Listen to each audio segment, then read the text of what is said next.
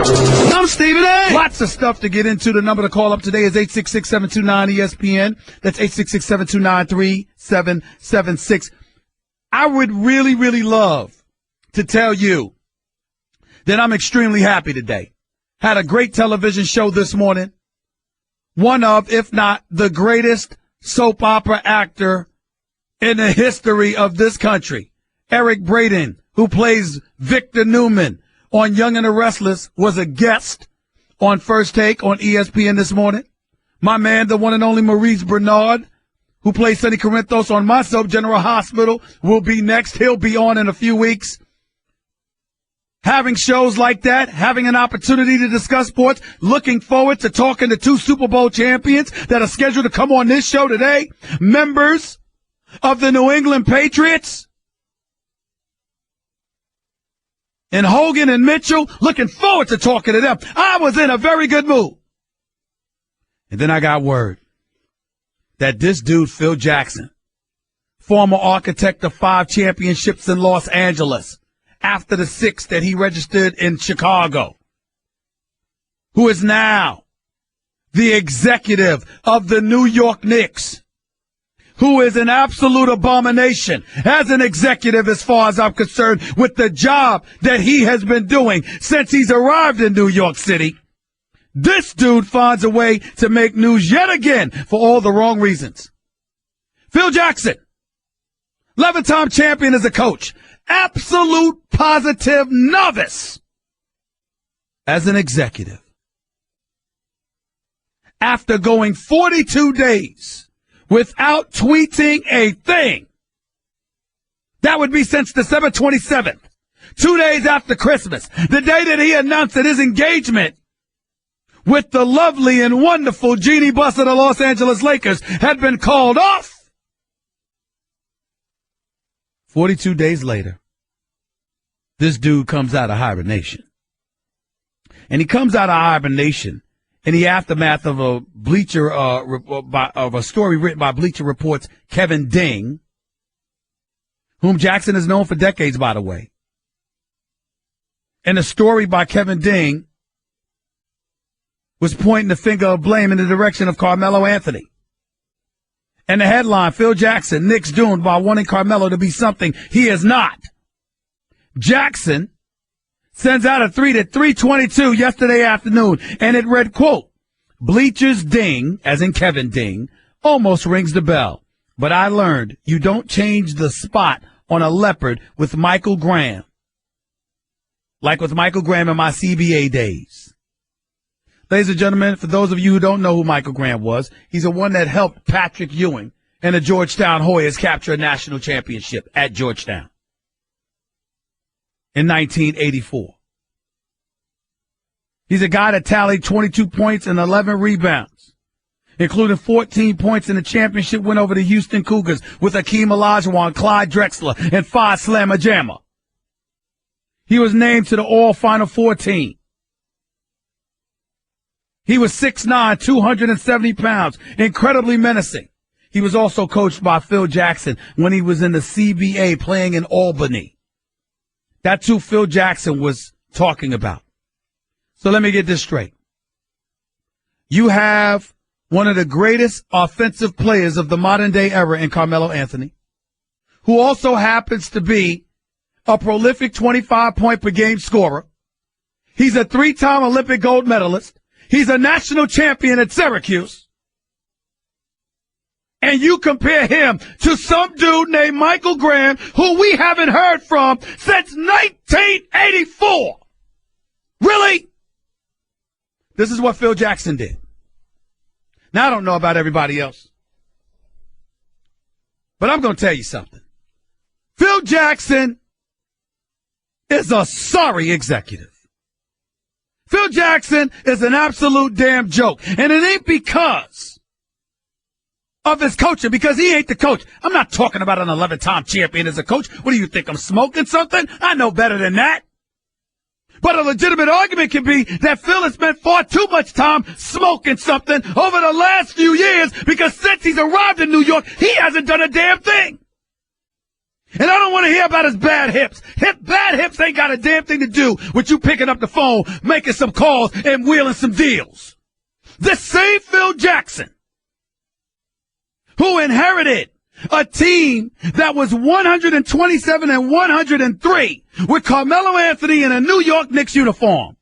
And since Phil Jackson arrived, they are 71 and 146. I'm going to repeat that. 71 and 146. That is the Knicks record under Phil Jackson. Are you trying to talk about Carmelo Anthony? Could somebody explain to me what does Carmelo Anthony have to do with Phil Jackson giving Joakim Noah, who can't seem to rebound, pass, defend, move, or do anything else because of a bevy of injury and father time? This dude gets 4 years and $72 million, and halfway into year one, he looks like he can't play anymore. You got Derrick Rose, who's getting $21.3 million, who you decided to bring to New York City, and what is Derrick Rose doing? He disappeared and never even told the team. The team actually was looking for him. They thought something had happened to him. He said he didn't want to be a distraction. So disappearing and not calling any damn body and leaving an entire organization hanging. That didn't cause any more. That didn't cause any kind of distraction, did it? Phil Jackson's also the dude that hired Derek Fisher as a coach, who never had any coaching experience whatsoever and gave him $5 million a year. He's also the dude that has Kurt Rambis there. I mean, you got to be kidding me. You can't make this stuff up.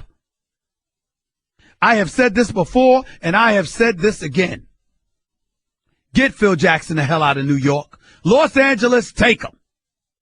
You got championships to fall back on, so when his inept executive self sullies your franchise even further, you can forgive him somewhat, because at least he delivered 5 championships to your town.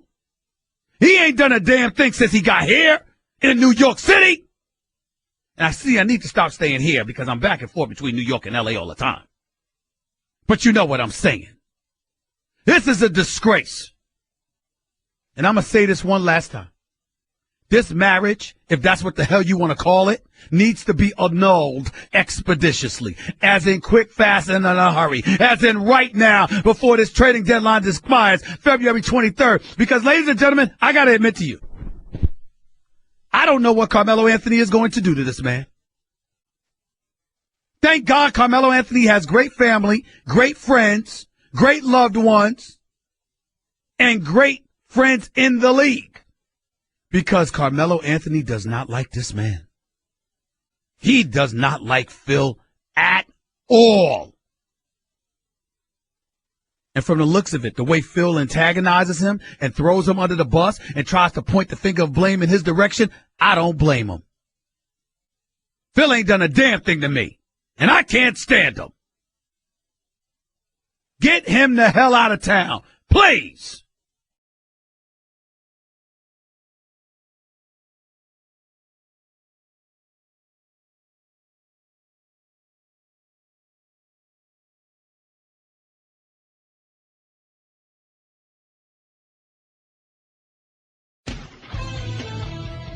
Hey listeners, this week on the Low Post podcast, we have Chris Herring from 538 talking Carmelo Anthony and the Knicks and teams we're worried about around the NBA.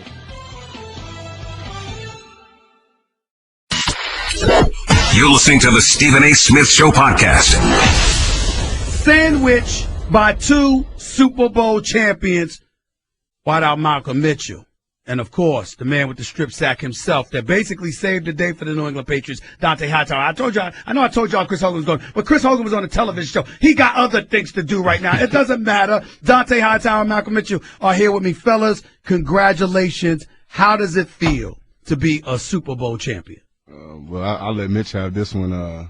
Let him answer this one first. Go ahead, Mitch. It's new to me, but it feels great to be a champion. That's something you work for your entire life. Some people work their whole career, and I was fortunate enough to have the opportunity to as play a rookie. But I was fortunate enough to be with a phenomenal team, and I just followed the leaders. Yeah. What about you, man? How does it feel?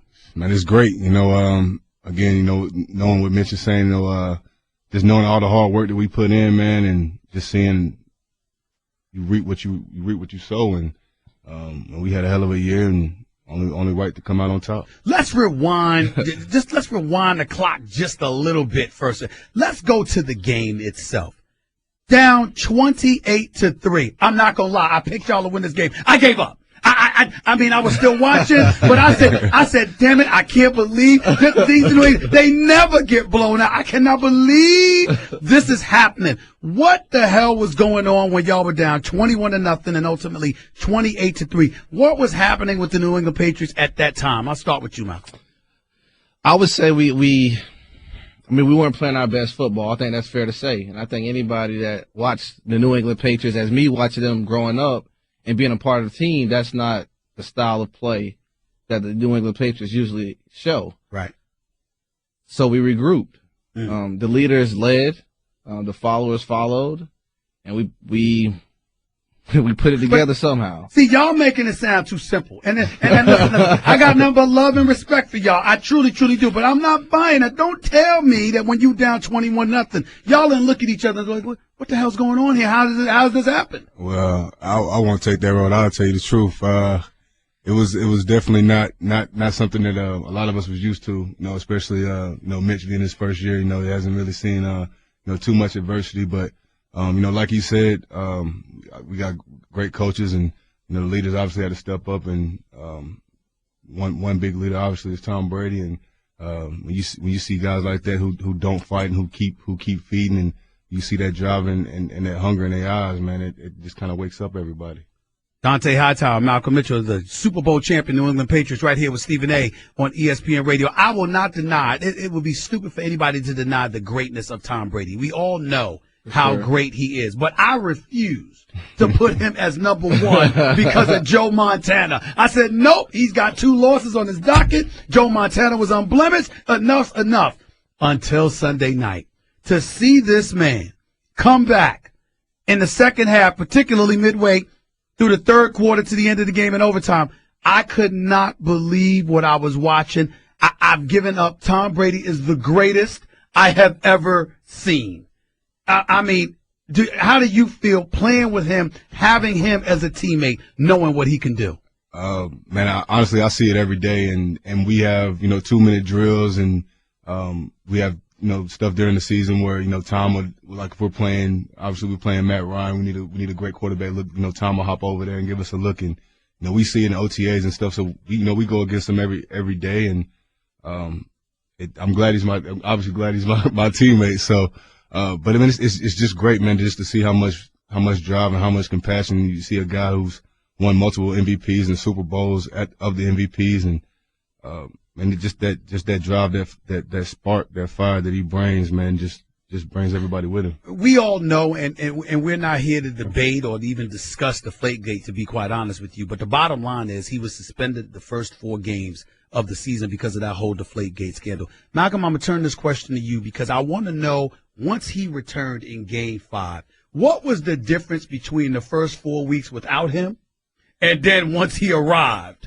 For after the 4 games, what was the difference on that offense in your mind? I'm talking attitude, not just performance, just everything. I would say, the first 4 games we competed, we worked as hard. Tom was still supporting the team. There's no replacement for somebody who plays football the way he does.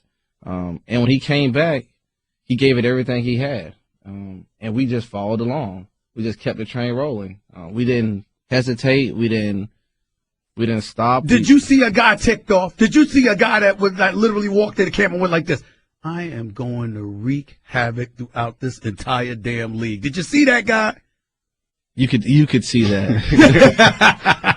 with a nice way of saying it. Tom is very modest, and yeah, he is, and very humble, and I think that's kind of sets him apart, and kind of makes you appreciate him even more because he's so modest and humble, man. But he might not say it, but I think everybody, in that organization, especially in that locker room, could see it in his eyes. He'd see the way he prepared and the way he was getting ready, for the 4 games, and then obviously when he got back, but just the overall determination, man. You know, we're talking to Dante Hightower and Malcolm Mitchell, the New England Patriots, the Super Bowl champion New England Patriots, right here with Stephen A. on ESPN Radio. You know, listen, Bill Belichick has had his issues as well, but I got to tell you, what amazes me about him, and I wanted to bring this up this morning on First Take, but I didn't get an opportunity to. I see guys that walk away from the New England Patriots that end up playing for somebody else. No one ever says that they would rather play for anybody other than Bill Belichick. What is it about this guy? What is so special that has made him so great in your estimation? You know, I played, I've been with Bill for 5 years, and then I played with his protege, Nick, 4 years at Alabama. And, yep. Definitely see, you know, a lot of Bill and Nick. You can definitely tell, you know, why, you know, Bill's been so successful, you know, since he's been with Baltimore Colts. I mean, it's his first year. So, you know, overall, just the way he carries himself, I think for the most part, obviously it's more business than anything. But, you know, I think just the way he carries himself, he knows what it takes. And guys know that. And you see guys like, you know, Chris Long, or guys who come from different teams like Eric Rowe and Jabal Shear, Calvin Noy, and you see those guys come in and buy in to what it takes, and we turn things around, and he's a hell of a coach, and he does a great job of just getting his players to just trust him. And let's go back to the offensive side of the ball in this respect. Every time we talk about receivers for the New England Patriots, we've talked about somebody like a Randy Moss from back in 2007, because Randy Moss is Randy Moss. He'll be in the Hall of Fame probably next year. For sure. But when we look at the other receivers, there's no doubt that there's been a bevy of talented receivers, but everybody is perceived as being a product of Tom Brady.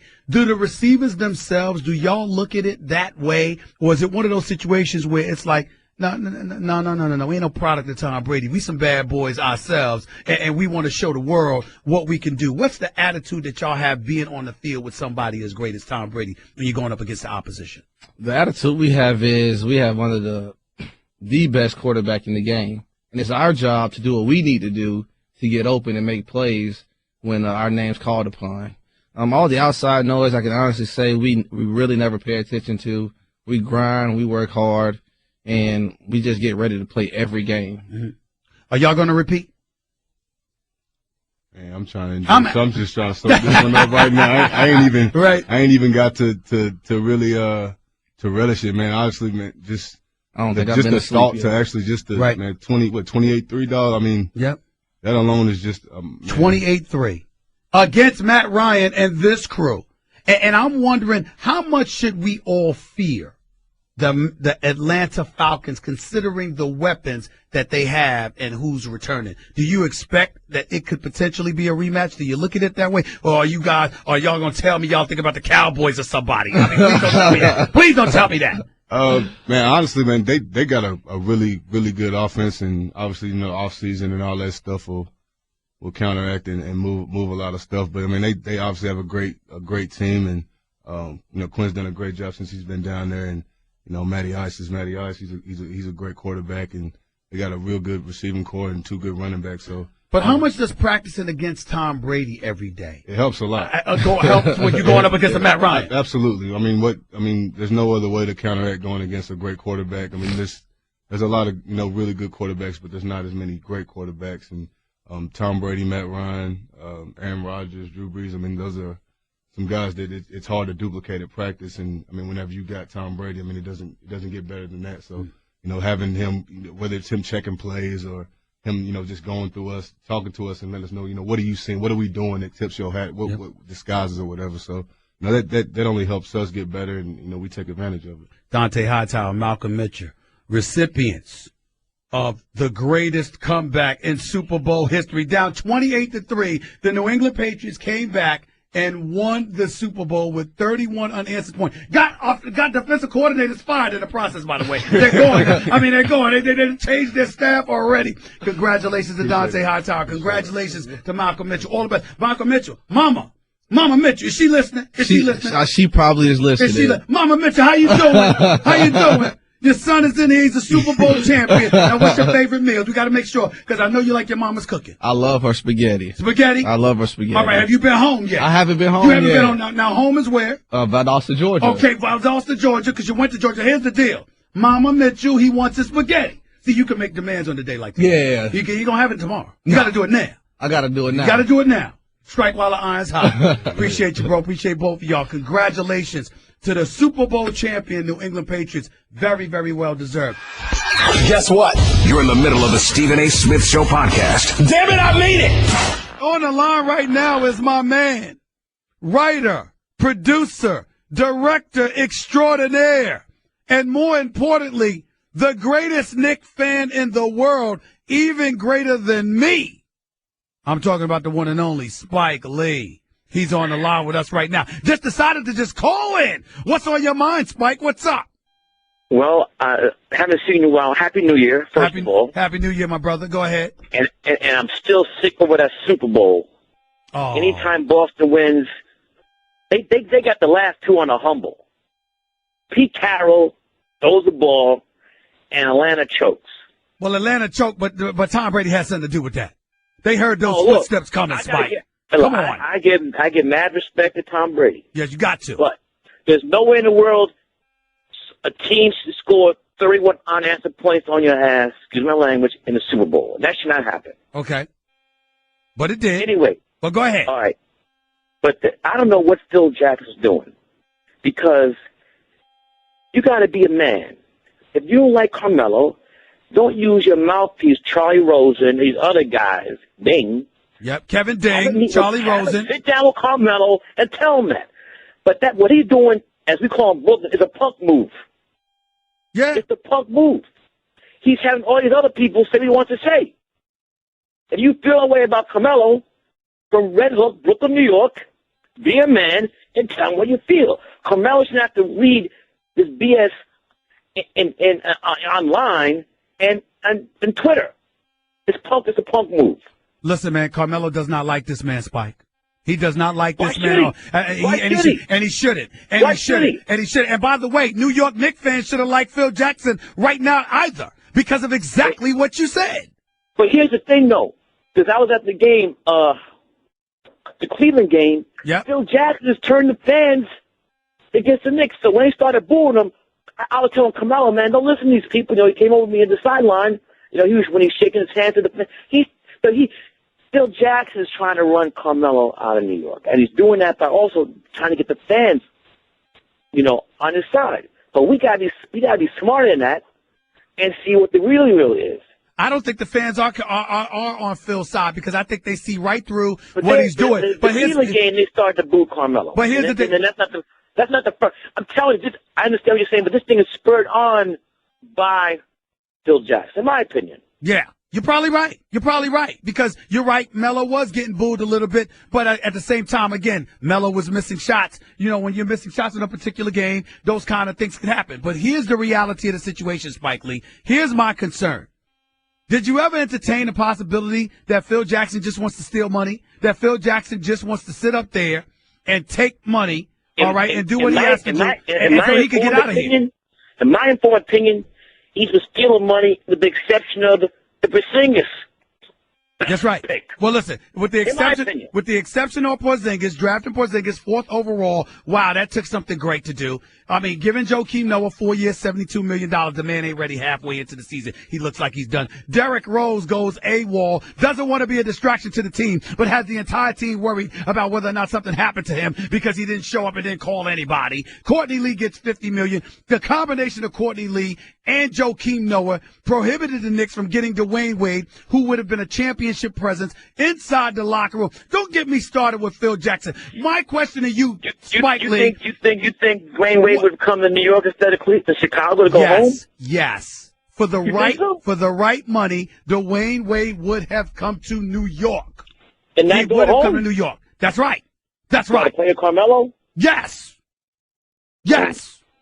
I'm telling you what I know.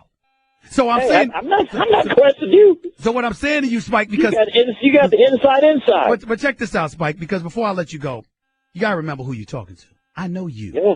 I know you. Yeah. And I know how you are with your pom-poms about the Knicks now and certain personnel with the New York Knicks. Are you ready to assist in lifting up the barricades to sort of ban Phil from New York if it comes to that? We're pretty close to that. We got bigger problems with DT in the White House, baby. Oh, my Lord. There you go. There you go. I know you were a Bernie Sanders supporter. I got you. That's a damn good debate last night, by the way. That's a damn good debate. I know you got to go. But every night I say a prayer because that guy has a nuclear code. They'll stop him. This is not a dictatorship. This is a democracy. America was great before him. It will be great after. Are you in L.A. or New York? I'm in New York. I'm in New York for now. I'm heading to L.A. You coming to the game tonight? Yes, I'll be there. I'll be there tonight's game. I'll see you at the I'll game. be at. I know it. I'll find you. All right, my man. All right, man. The one and only Spike Lee, right here with Stephen A. Kevin Durant is now a Golden State Warrior. Kevin Durant is leaving. Well, I'm viewing it as the weakest move I've ever seen from a superstar. We talked to one fan here, and she actually talked about how this has kind of resolved her to stick with the Thunder even more. Kevin Durant makes his first trip to Oklahoma City as a Warrior. Westbrook ascends like a rocket to the cup. Don't miss the fireworks this Saturday night in OKC. Coverage begins at 7:30 Eastern on ABC and on ESPN Radio. You're listening to the Stephen A. Smith Show podcast. Let's go to Earl in New Jersey. You're live with Stephen A. on ESPN Radio. Earl, hey, what's up, Stephen A.? How you doing? I'm good, man. Thank you for calling. Go ahead. I said the same thing about D-Wade. One point about Phil Jackson. You think he's throwing shade at Carmelo because his own ego is crushed and he can't get no stars to come join him? That's part of it. That's part of it. And also he wants somebody else to be, the GOAT so he doesn't have to be. Right. So he's kind of using Melo for his shortcomings. Of course. Don't most people? Thank you. I finally got somebody to agree with me. There you go. No problem, my man. You take it easy. Let's go to Brandon in South Carolina. You're live with Stephen A. on ESPN Radio. What's up, Brandon? Talk to me. Yo, what's up, Stephen A? I got two things to talk with you about. Go ahead, bro. I'm going to touch on this Melo thing first. Phil Jackson, well, not Phil Jackson. We obviously know he's trash and he's terrible at this executive position that he's holding for the Knicks. Okay. But where is James Dolan in all this? Like, can he show his face? Well, listen, there's a couple of things. First of all, we got to think long and hard about that because some stuff is futile. For example, if you are a billionaire owner who ain't going to fire yourself, what sense does it make talking about him, bro? Oh, no, I'm not talking about firing him. You brought up one of my main points that I was about to get to, too, before I didn't say it, but you're a billionaire owner. So either way, if you're going to have Phil on the job and he's going to do a terrible job, which is going to make the organization worse, so you're going to have to pay him. And even if you fire, you're going to have to pay him regardless. So either way, money coming out the pocket. So why don't you might as well just cut this off and move in a different direction? Well, I think it's getting to that point because Dolan, one thing about Dolan, he don't like all of this noise. Dolan's not the type of person that likes noise emanating from his front office and stuff like that. He don't play that. And Phil definitely is violating things in that regard. As it pertains to the culpability on the part of James Dolan, ladies and gentlemen, I'm actually going to come to the defense of James Dolan on this. He handed the reins to Phil Jackson, paid the man $60 million. Phil Jackson has carte blanche. Now, unless Phil is willing to come out to us and say he doesn't have carte blanche, that Dolan forbid him from trading Carmelo, that Dolan mandated that he gives Carmelo a no-trade clause, that Dolan mandated that he hire Derek Fisher and give Noah $72 million and bring up Derrick Rose and all of this other stuff. As far as I'm concerned, I'm of the mindset that if that's what's going to be, if Phil Jackson is ready to tell me that is definitely James Dolan, unless he's willing to do that, I don't want to hear it. James Dolan cuts the check. He's giving Melo $122 million, giving Noah $72 million, giving Courtney Lee $50 million, paying Derrick Rose $21.3 million for this final year. I'm sorry. What is he supposed to do, bro, other than fire Phil? Yeah, pretty much. That's what he got to do. But to get to this second point, and I previewed it about 2.5 weeks ago, but it's just, for some reason, ever since you got to ESPN, it's a little harder to get into the show now. But the point that I previewed was that. Well, let me tell you why. Let me tell you why real quick. First of all, I never thought this would happen, but I'm getting even more callers now. I got thousands of calls an hour on Mad Dog. Now I'm back on ESPN Radio. The lines are consistently filled. Not to mention it's a slight bit shorter because our clock is different. But we're going to remedy that situation. Don't worry about it. But go ahead. All right, that'll be good. But now, I previewed the point. I was like, you can't be picky with greatness.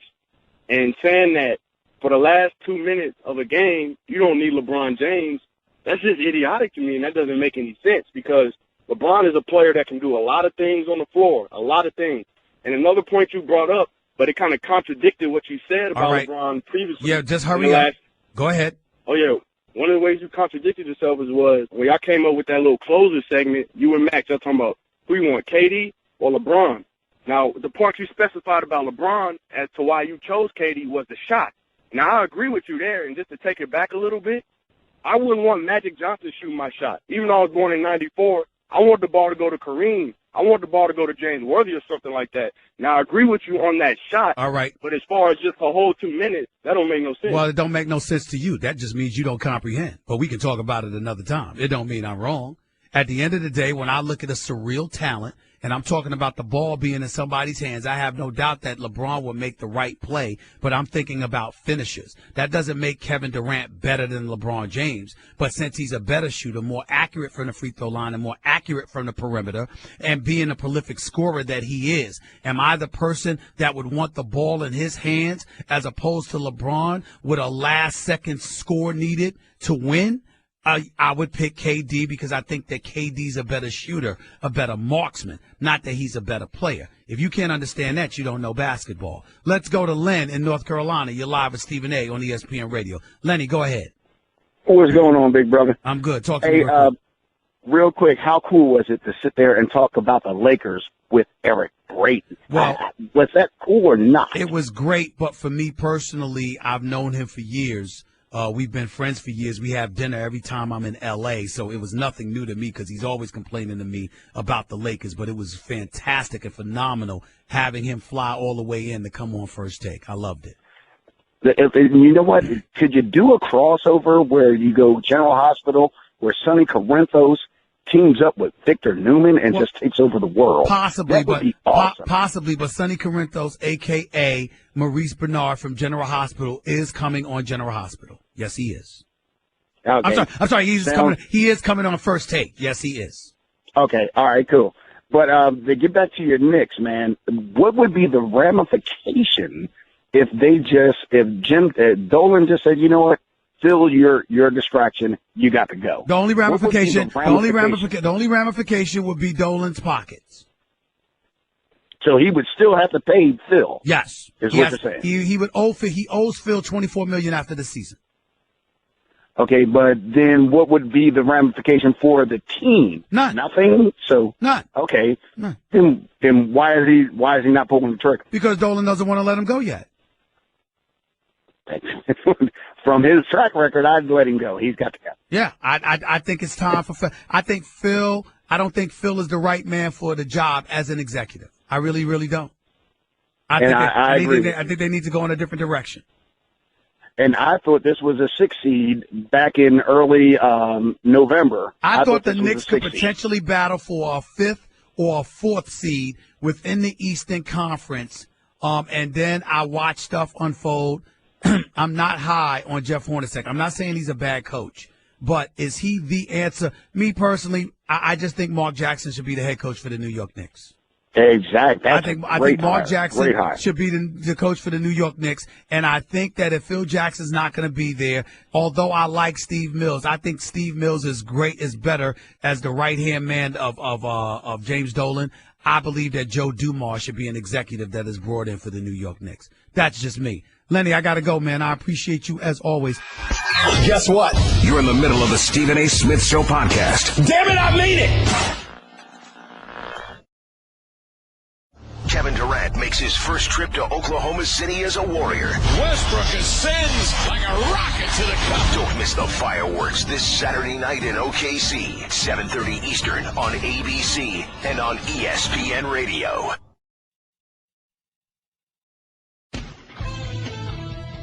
Hey, listeners, this week on the Low Post podcast, we have Chris Herring from 538 talking Carmelo Anthony and the Knicks and the teams we're worried about around the NBA.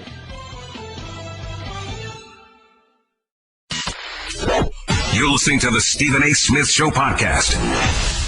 Doc Rivers, the coach of the Clippers, is so disgusted he don't even want to talk about it. He says, we're dealing with the good dudes we have here. You don't want to talk about Carmelo, you don't want to think about it. Fair enough. I would say to Doc Rivers, consider something. Because the Clippers is pleasantly constructed. They ain't winning a damn thing. I can promise you that. They're just not going to do it. Blake Griffin's a star. He can play. He's not a scrub. And we all know that Chris Paul's a superstar point guard. But they're not built to beat the Golden State Warriors. They're just not constructed in the right way. If you can get your hands on Carmelo without giving away Chris Paul, Blake Griffin, or DeAndre Jordan, you do it. You absolutely positively do it. But if you got to give away dudes, I don't know what you do. Would I give away Blake Griffin for Carmelo? Yes, I would. I know Blake Griffin loves L.A., but I want somebody that's going to produce in the fourth quarter of games that actually count. That's just my preference. I know Blake Griffin's a star and he can play, but I'm just saying. 866-729-3776, 866-729-3776. That's 866-729-ESPN. The other thing I want to bring up, Draymond Green for the Golden State Warriors made some news because he got on something. He got on Kevin Durant. He got on Kevin Durant because he was footage of him getting in Kevin Durant's face, talking to him, imploring him to do something to the point where even Kevin Durant appeared frustrated. But before I go any further, and Nuna, I'm hoping to listen. Nothing in general. It was actually a tactic. But that's for us and for us to know and everyone else to figure out. But everybody who makes a big deal out of it probably are losers. So that's how I view it. Anyone who knows anything about winning know that that's going to happen. It just is what it is. Like I said, if you got to hide something from one of your teammates and you can't say something to somebody, then you're in a bad situation. And me personally, I don't want to be in that situation. If you're on a team where you can't talk, where there's moments and you need to yell at each other, maybe that yelling is to get each other going. I agree with Draymond Green. I love his comments. And more importantly, the dog that he is, and that's a compliment when I say dog, D-A-W-G. I love it. Because what Draymond Green is basically telling the second best player in the world, which is Kevin Durant, is simply this. I kind of know what it takes to be a champion. And my brother, you ain't cutting it acting like this. Kevin Durant is averaging more than 25 points per game. He's the team's leading scorer. He shoots 53% from the field. He's been absolutely prolific and efficient, which he always is. That's not what Draymond Green is going after. Draymond Green is going after that's something inside of yourself that you pull out of your chest when it's time, which is something we have not seen from Kevin Durant when it counts in the postseason. Let's keep in mind that Draymond Green is the same dude that showed up in Game 7 at the Oracle last year and dropped 32, 15, and 9. That Draymond Green shows up. He does not play. And that cannot be ignored. I have nothing but faith in Draymond Green. And he doesn't have to be the best player to be a leader. All you got to do to be a leader is to be on the floor and be productive. And if you are on the floor and productive, you can be a leader. Bill Laimbeer wasn't Isaiah Thomas, but he was a team leader.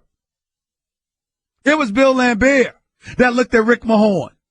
It was Bill Laimbeer that looked at Dennis Rodman. It was Bill Laimbeer that looked at John Sally and James Edwards and others and said, yo, this is how we do things here. Now you either going to step it up or you not. Or you're going to get yourself up out of here. Because that's what winners do. That's what winners do. And Draymond Green is absolutely right. This is not a question or a debate about the greatness of Kevin Durant. He's the second best player in the world. And the only reason why he isn't number one is because he doesn't have LeBron James' credentials. That's it. He's that great. But why are you entering your 10th year in the league and you don't have a championship yet? Why have you only been to one NBA Finals? How many times are you going to leave it to other people to blame Russell Westbrook for what you didn't do?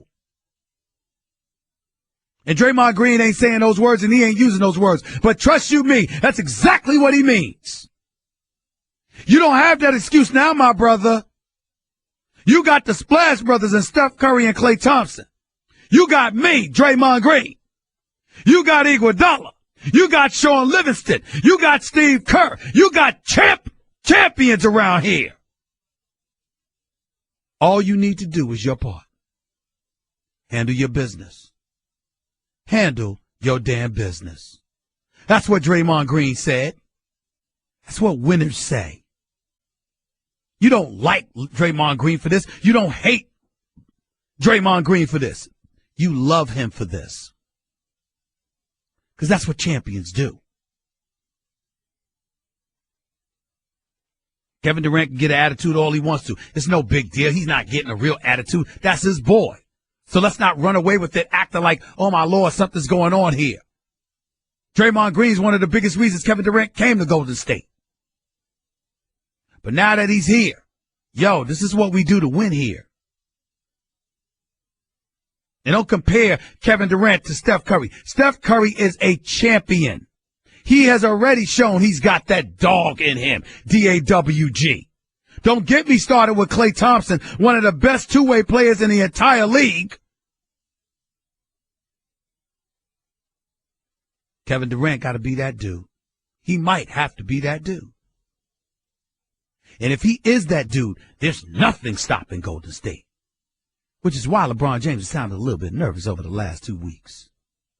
He knows Cleveland need to do something because it's presently constructed. They can't beat these boys. They ain't going to be Golden State. Not in a 7-game series. 866-729-ESPN. That's 866-729-3776. The biggest medical center on earth isn't found on the East Coast or the West Coast. It's found in Houston, Texas, America's third coast. Houston is home to the Texas Medical Center, or as they call it, TMC.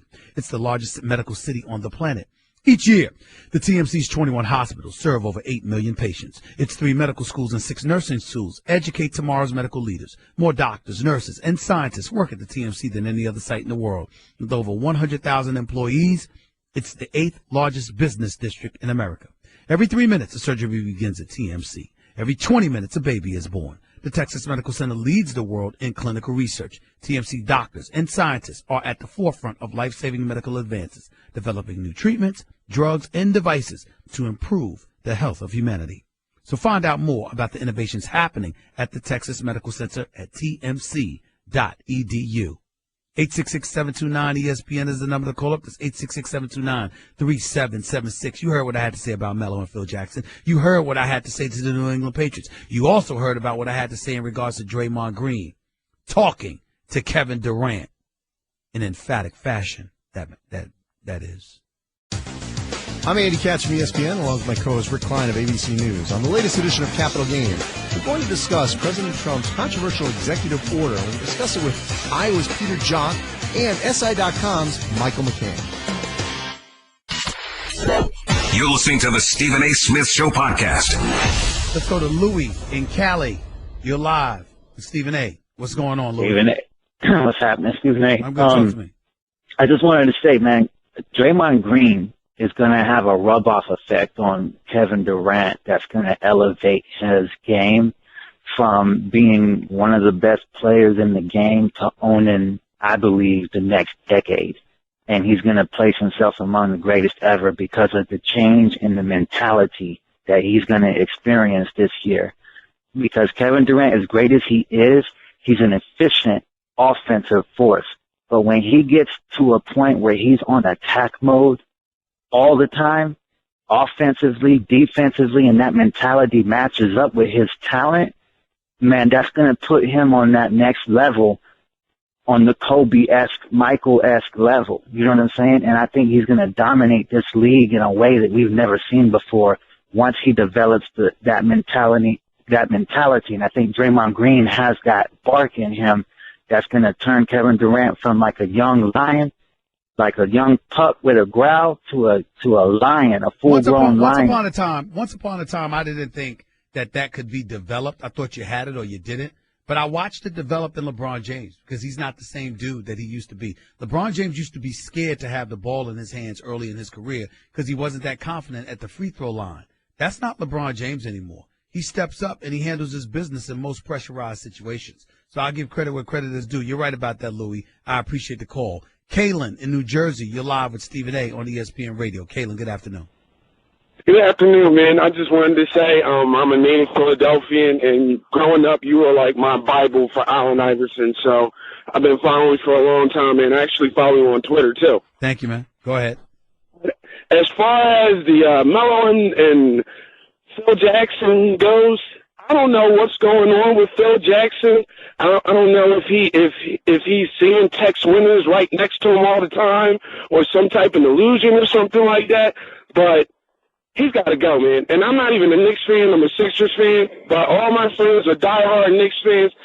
I think the game of basketball has passed Phil Jackson by. Everybody doesn't stay on top of the coaching game or on top of the general managing game like a Jerry West or Greg Popovich or anything like that. And I think Phil's been going on those 11 rings for a little bit too long. I think it's time to go. I agree. It's definitely the case in New York. I don't mind him in L.A. or someplace else, but he damn sure need to be with the Knicks. He don't want to be here anyway. That's the real key in all of this. He really doesn't want to be here. Let's go to Sam in Uniondale. You're live with Stephen A. on ESPN Radio. What's up, Sam? How are you? What's up, Steve? I'm good. Steve, it's time for Phil to go, man. And Phil Jackson, to me, early on when he first got here, you know, he got on J.R. Smith, blowing up his personal life. He made comments about Iman Shumpert. I'm like, you know, no big deal. Then, you know, Phil doing his documentaries with Charlie Rosen and all this stuff. And now you've got Phil. Not only did he take shots at the face of the league and LeBron James earlier this year, but he also took shots at, now you're taking shots at your resident star. And Stephen A., people, Knicks fans have to realize that if you get rid of Carmelo Anthony, who's going to come here, Stephen A.? Because the Knicks have money this summer. Who's going to come here after you took shots at LeBron, you ridiculed your star, you embarrassed him? Who's going to come here? We brought Phil Jackson here to be the Pat Riley face to get guys here. Hasn't done it. Who's going to come here now that they see that this guy humiliates his stars? Well, that's exactly what I said. Now, mind you, Carmelo was warned about this by Kobe. But Kobe believes in Phil. Kobe's whole thing is that history, you know, shows everything. You be patient. Phil Jackson knows what he's doing. But I think Melo's a special situation because unlike Kobe, Melo hasn't won. Kobe had 5 rings. And more importantly, Phil was the coach. Phil wasn't an executive. So Melo's getting a very poor, worn-down, novice, inept, inexperienced version of Phil Jackson because he's not getting the coach who's hands-on coaching them day-to-day like he was coaching Kobe. He's getting the executive, and that's what makes this disgusting. If Phil were the coach, despite the fact that it might disgust Melo, he was prepared to deal with this because Phil is hands-on making everybody around Melo better, and that would have been tolerable. But because that's not the case, and Phil is, you know, sitting, you know, 50 perches above the fray, just running his mouth and running it to people within the blogosphere, the media, and really talking down to Melo, that's why Melo can't stand him. And Stephen A., I was going to also say, you know, with him doing that, Carmelo Anthony is a guy, he's a guy who's friends with all these guys, Chris Paul and all these guys. This summer, there's going to be so many point guards available. They're not going to want to come here. They're not going to want to come here and play for Phil. They're not going to want to come here and play Phil, which is why what you bring up, Sam, is very, very relevant because knowing that reality, it might be in James Dolan's best interest to get rid of Phil now.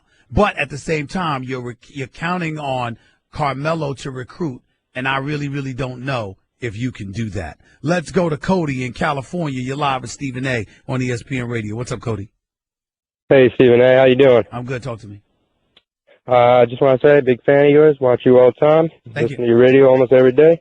You know, in the last few days, though, after the Super Bowl, I've been hearing a lot of Tom Brady is the greatest talk.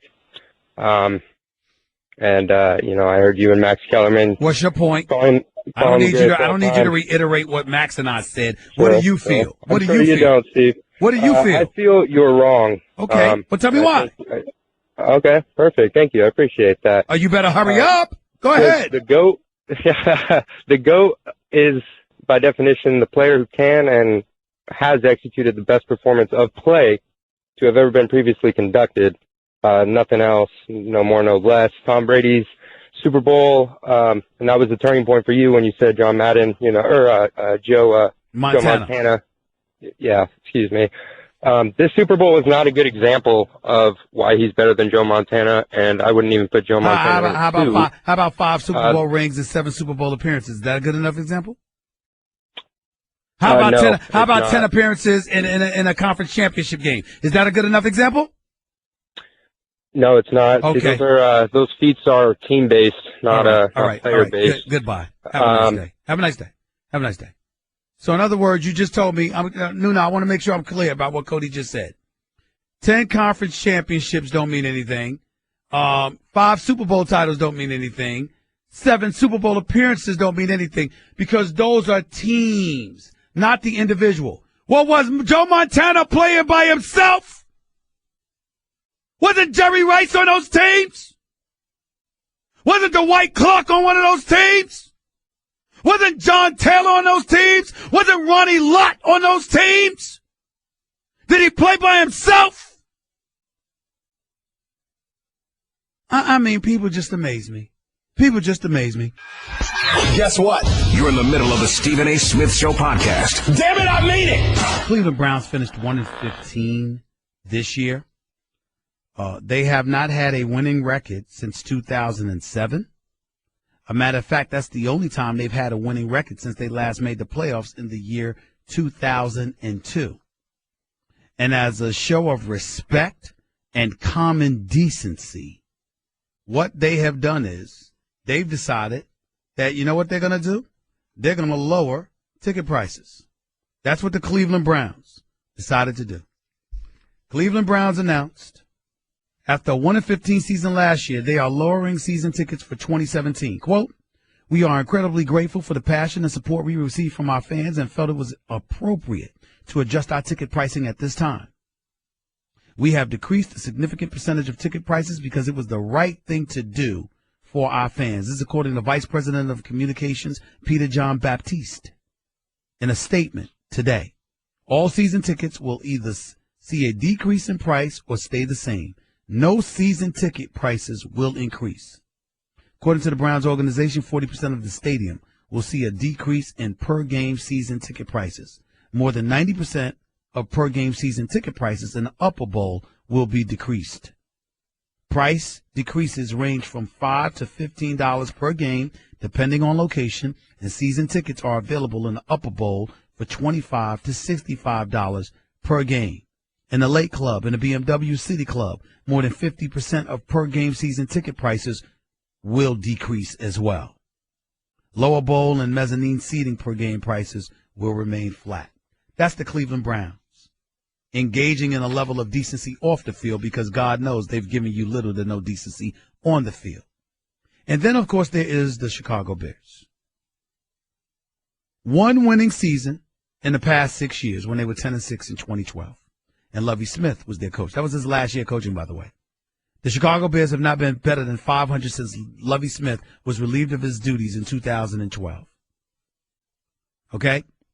They've only made the playoffs. They've only made the playoffs one time in 1, 2, 3, 4, 5, 6, 7, 8, 9, 10 years.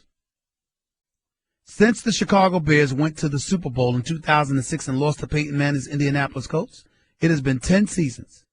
They have been to the playoffs once. You remember that year, 2010, when they went 11-5, and Jay Cutler somehow, some way, could backpedal on a bicycle or pedal on a bicycle, but couldn't backpedal in a pocket to throw a pass because his leg was hurting. And this was the NFC Championship game. A Super Bowl berth was on the line. He could ride a bicycle, but he couldn't drop back to pass to throw the damn football. That Jay Cutler, with his Jabba the Hutt, fat, slovenly self, hanging on boats with his wife, looking all fat and out of shape without a care in the world because he knows he's getting his money, robbing the Chicago Bears organization of decency, let alone competitiveness at the quarterback position. That Jay Cutler. This dude plays for a team with the Chicago Bears, with all that I just told y'all. One winning season in the last 7 years. One playoff berth in the last 10 years. And still, the Chicago Bears, unlike the Cleveland Browns, have decided to increase not decrease, increase their season ticket prices for most sections of Soldier Field, despite going 3-13 last year. Worst record in franchise history for a 16-game season, by the way. Some sections will see a decrease in pricing, but most sections will see an increase of 1 to 4%.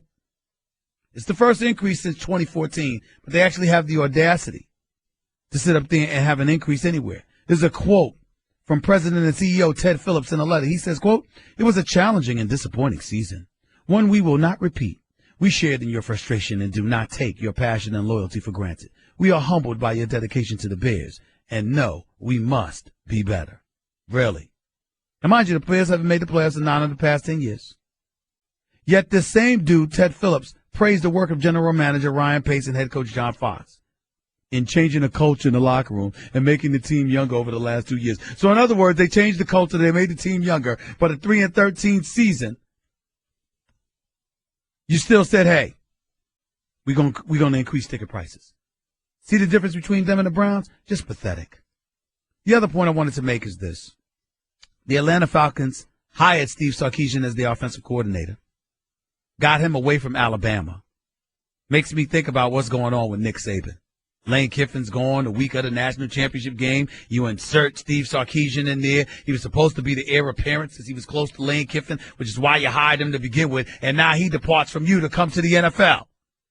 And I'm not saying it's a bad move for Steve Sarkisian. I mean, when you lose your job at USC as the head coach because of alcoholism, and you got to connect to check yourself into rehab, and somehow, some way, the 2 jobs that you land afterward is ultimately as the offensive coordinator for the Alabama Crimson Tide under Nick Saban, and then ultimately the NFC champions that are the Atlanta Falcons. I would say only in America. I mean, damn, how lucky can you be? But there's the other side to it. The Atlanta Falcons also got rid of their defensive coordinator. I mean, when you think about this, some stuff is going on. Defensive coordinator Richard Smith being replaced, while defensive line coach Brian Cox is being let go by the team after they gave up 31 unanswered points in the Super Bowl to Tom Brady. Interesting. Back to the phones we go.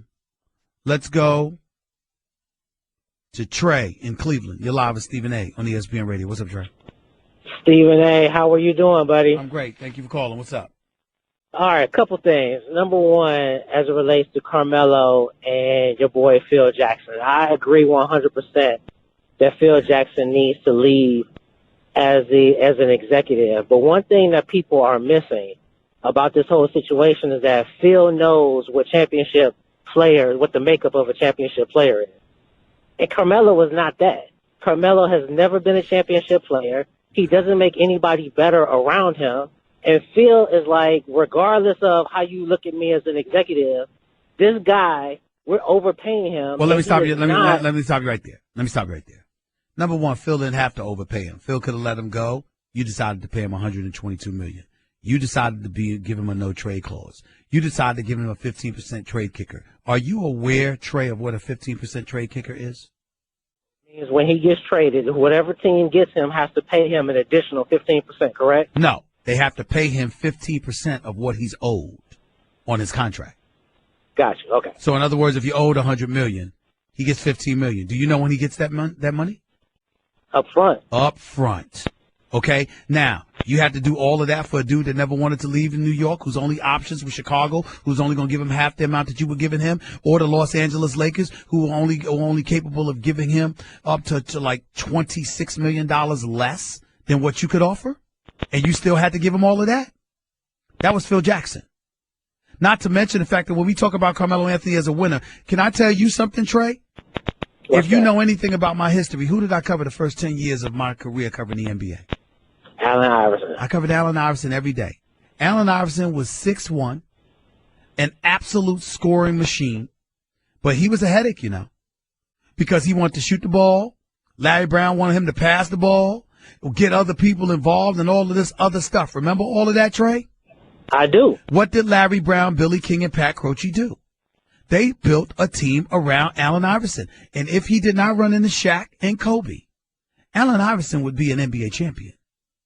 The difference between Carmelo Anthony and Allen Iverson is that Allen Iverson has the heart of a champion, and Carmelo Anthony has never shown that. Here's my problem. Here's my problem with what you're saying. Carmelo Anthony, when he had a decent team, he went to a Western Conference Finals. He, too, ran into Shaq and Kobe in the Western Conference Finals when he had Chauncey Billups. A matter of fact, every single time that Carmelo Anthony has excelled on the basketball court, he had a point guard, whether it was Chauncey Billups in Denver or whether it was Jason Kidd in New York or during Olympic competition. I'm saying to you that you have some individuals that it ain't about their skills. What it's about is what you put around them, because their skill set mandates that they can only do but so much for you, because that's simply their game. I will concede to you that Melo is not that LeBron dude. He's not that kind of dude or anything like that. But don't tell me that the scoring machine that he is, that you couldn't figure out a way to put other requisite parts around him to at least make you respectable. That's what we're talking about here, Trey. Mike Woodson got Carmelo and them to the semifinals of the Eastern Conference on 54 wins. Phil Jackson has 71 wins in 2.5 years. Right. I got you. That's the difference. Well, that's the problem.